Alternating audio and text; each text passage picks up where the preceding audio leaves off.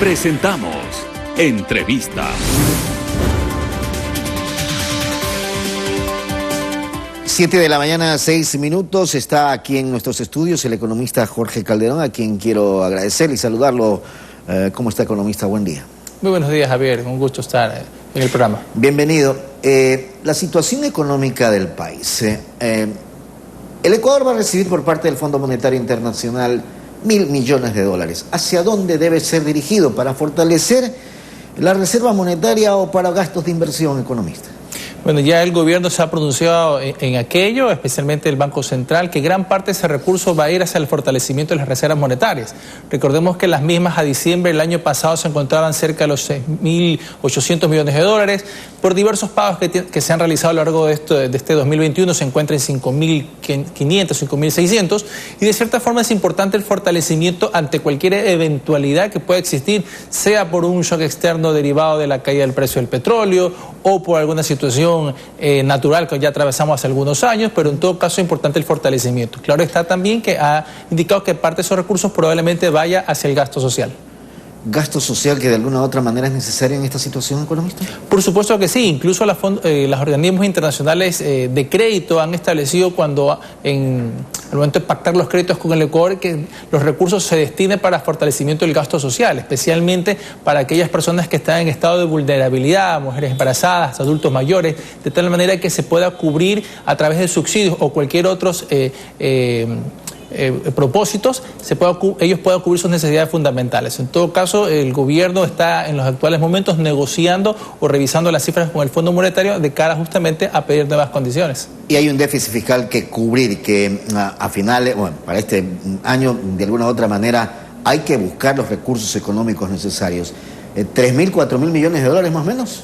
Por supuesto, y de los cuales gran parte, más de la mitad de ellos son deudas atrasadas también con los organismos internos, llámense GAP, prefecturas, entre otras cosas, que de alguna forma no deja de ser algo inquietante, porque asimismo los gobiernos locales no pueden continuar con su obra pública y servicios para brindar a sus comunidades. En todo caso, es parte de esa bola que se viene pasando de gobierno a gobierno, y es importante que también se planteen nuevas formas de calcular los ingresos, déficit fiscales a futuro, de tal manera que podamos transparentar más las cifras y puede existir un mejor manejo de la política pública. Cuando habla usted de transparentar mejor las cifras, ¿estamos hablando de un presupuesto del Estado real, acorde con la situación que vive el país? Por supuesto que sí. ¿Qué ha pasado en los últimos años? O mejor dicho, ha sido la tónica, la característica, es que primero se establecen los gastos y luego veamos de dónde obtenemos los ingresos para cubrir los gastos. Entonces, si yo, ante esa forma de establecer mi presupuesto, lo hago siempre, voy a estar con un déficit fiscal. Lo idóneo sería, en función de establecer los ingresos, qué es lo que se va a percibir, ese va a ser mi límite para los gastos que voy a realizar, lo que se conoce como un presupuesto de base cero.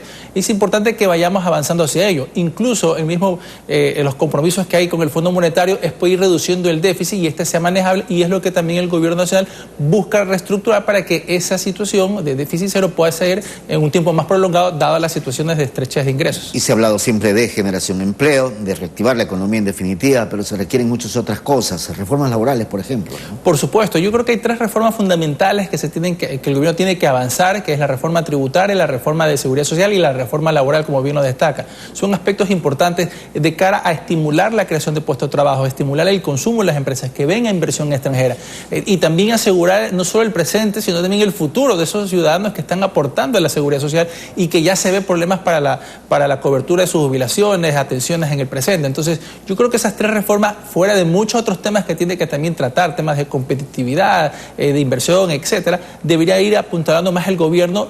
Es difícil la tarea, pues muchas de esas reformas van a tener que pasar por una Asamblea Nacional que no está del todo alineada con el gobierno nacional. Claro, ahí ya entra la parte política, en cambio, y entonces se complica o se complicaría de alguna forma el que se aprueben determinadas reformas que son fundamentales. Porque una cosa es, por ejemplo, el Código de Trabajo como está ahora, y que todo el mundo está exigiendo situaciones que no deberían darse por parte del Ejecutivo cuando habla de esta ley de incentivos, ¿no? Claro, y eso es una de las piedras de toque en las cuales están chocando las distintas posiciones. Incluso el presidente ya ha hablado de tener dos códigos laborales, uno de cara hacia la situación actual que se tiene y otra para justamente tratar de estimular la creación de puestos de trabajo para las personas que están desempleadas. Pero normalmente en una economía, en cualquier país, hay un código laboral y un código tributario, un código de comercio, y un poco toca con ciertas posiciones. En todo caso, hay una asamblea muy fragmentada, eso ya se veía venir desde la elección de la misma, no es tarea fácil y tendrá que verse aquí ya la capacidad de negociación, de tender puentes, de qué tanto se va a alejar el gobierno nacional de su propuesta inicial de cara a poder tener una aprobación en la asamblea. Se tiene que bajar el IVA, economista, se tiene que eliminar paulatinamente el impuesto a la salida de divisas para un poco darle reactivación a esto, ¿o no? Yo creo que son parte de los estímulos que tiene que pensarse, porque normalmente se cree que para tener más ingresos tengo que subir los impuestos, cuando también es importante ver otras experiencias en las cuales se ha estimulado la economía reduciendo los impuestos y de esta manera buscar que las personas consuman más. Claro está que los resultados no son inmediatos, estos resultados se dan dependiendo de la reacción de los consumidores y demás actores de una economía entre 6 a 18 meses, lo cual habría que establecer mecanismos de compensación de esos ingresos que temporalmente se van a disminuir. Pero yo creo que hay que explorar medidas, el impuesto de divisa, sin duda es algo que se está revisando ya. El mismo gobierno va a eliminarlo para el sector aéreo y de alguna forma motivar el turismo, pero hay otros sectores que de alguna forma le ha restringido sus posibilidades de nuevas inversiones porque esto termina siendo un impuesto que no permite o no facilita la inversión. Días atrás se produjo una manifestación, una marcha, una protesta, tema combustibles, economista. ¿En qué mismo debemos quedar tal como está la banda para que esto se vaya regulando de acuerdo al precio del petróleo, del barril de petróleo, o hay que focalizar subsidios? Yo creo que el gobierno ya lo ha dicho, en dos aspectos importantes se mantiene.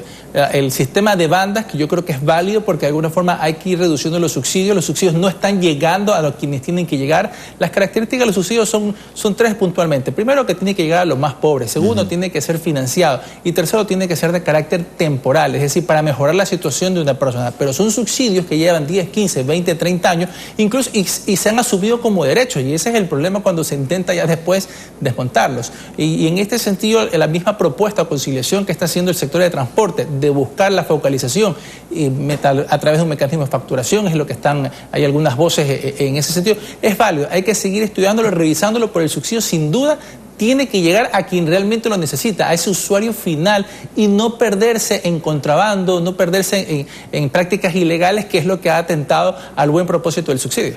Los 6 meses de este régimen, como hemos dicho, de este año, generan una situación más alentadora, entre comillas, digo yo, economista, con miras a cómo podría terminar el 2021, independientemente del gobierno que tiene 80, 81 días?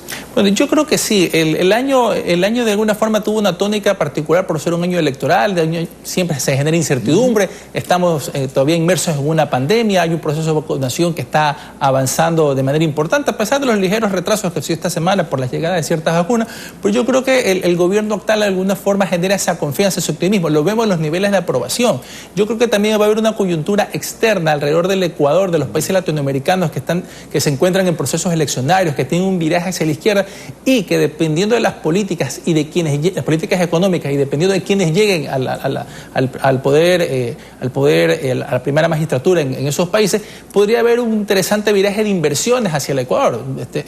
Perú, hay ciertos temores por las políticas que puede aplicar Pedro Castillo. Chile está dando un viraje hacia la izquierda, ni que se diga Argentina y Venezuela. Colombia tiene el próximo año elecciones, Gustavo Petro las encabeza, Brasil tiene elecciones, Lula está encabezando. Entonces vemos dos países que surgen tal vez como potenciales joyas para la inversión, como son Uruguay y Ecuador. Y en este sentido yo creo que deberían generarse las condiciones para atraer inversión extranjera, no tanto porque lo que pase o determine los otros países, sino también por justamente buscarse como un país competitivo y promotor de esas inversiones. Pero hay que aprovechar ese marco geopolítico de la política de esos países para que esa inversión que de pronto no puede irse o mantenerse en esos países, nosotros darles las garantías necesarias para que puedan invertir acá. Por supuesto que sí, y ahí viene lo que justamente conversábamos, que las reformas tributarias, laborales, de seguridad social, de competitividad, si no se hace la inversión no va a venir. Yo creo que hay un tiempo de pausa importante para mostrarnos más atractivos hacia el mundo, pero será importante las reformas que se puedan hacer y la voluntad política sobre todo para que de esta manera se pueda conseguir dichas reformas. Economista, quiero agradecerle por haber estado con nosotros. Buen día. Muchas gracias, Javier, por la invitación.